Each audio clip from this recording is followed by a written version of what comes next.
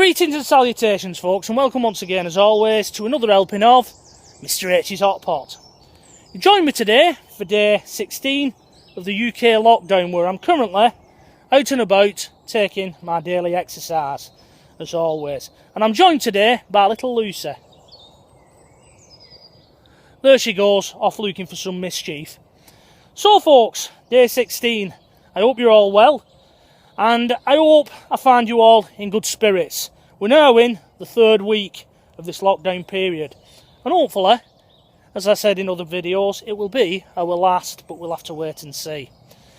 Now today, being day 16, marks a little bit of a personal milestone for Mr H with his channel.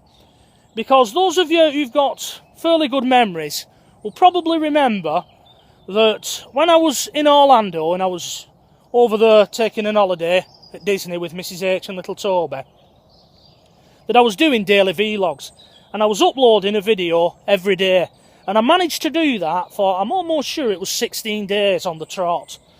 And then obviously the holiday ended and so did the vlogs.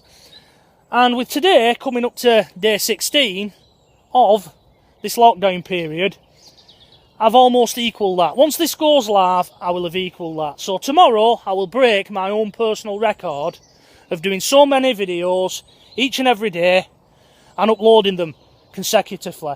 So I'm rather proud of that. Because there is a lot of work involved, for those of you who don't know about making videos, of actually having a channel on YouTube. And it does take a lot. This bit here, making the video, that's the easy bit. It's when you get home and you have to edit it and play about with it and things like that and then upload it. The upload time is always the awkward bit, I find. Over in America, a 10-minute video would have uploaded in something like 5 minutes on a good day. And that's on hotel Wi-Fi. Over here in the UK, the same length of video, at best you're talking 3/4 of an hour. So obviously in America they have better technology when it comes to Wi-Fi. No doubt some British traditionalists now will spit out the cornflakes and get onto the keyboard and start hammering in how I'm some lefty communist individual for saying that, you know, supporting a foreign power and comparing their technology to our own, which is far superior. Don't kid yourselves. I know that over in America it's a lot better. And the reason for that may be that they're using this much criticised and much discussed at this moment in time 5G technology. And I have had one or two people come on and say, what do I think about the theory that 5G technology is in some way linked to the COVID-19 disease? Well, I'm not an expert. I'm just a chap with a camera going around making videos. But personally speaking, I think it's not linked. I can't see it. I think one or two people have jumped on the bandwagon with it and said that it is. And then you've got a lot of other people out there who are desperate for an answer to COVID-19 and are scared and are willing to believe that a simple solution of switching off all the mobile phone cell towers, that will help. And, you know, suddenly everyone who's afflicted with this disease, such as Boris Johnson, will jump up out of the sick beds and resume the normal activities. If only it was that simple, Hot Potters. Sadly, it is not. Another thing that's lending weight to this conspiracy theory, for want of a better phrase, is the fact that the government have been forced to close down a number of Facebook groups, haven't they, because of it. And the only reason they've shut them down is not because, you know, they're onto something. It's simply because they're going round and they're promoting acts of civil disobedience and criminal acts at a time of a national emergency. And in fact, if I was to start promoting that now on this channel, they'd come and shut my channel down. You know, when you make, you know, letters from TV licensing, you've got to stress on it that you're not evading. I can't promote people to go and evade the TV licence. If I do, I'm promoting a criminal act and I'll get my channel shut down. And that's why they've had the Facebook groups closed. Not because they're onto something. But of course, these people would rather jump down the conspiracy theory rabbit hole, wouldn't they? And take it to the extremes, rather than just face the facts that we all need to pull together to get through this situation. Now, one thing I have noticed, now that I'm coming out and I'm getting out into nature, is just what beauty there is in nature.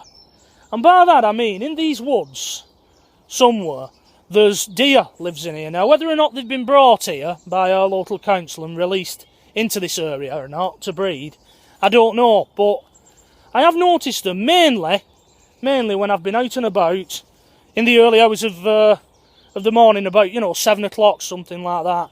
And I noticed them more and on a regular basis when the hour hadn't been moved forward. Now we've altered the clocks and I'm coming out a bit later, I tend to be missing them. But I'm going to make it my mission, Hot Potters, whilst this lockdown period's on, to come out here one day and try and capture them on film, because it is a beautiful sight. It really is. It really is.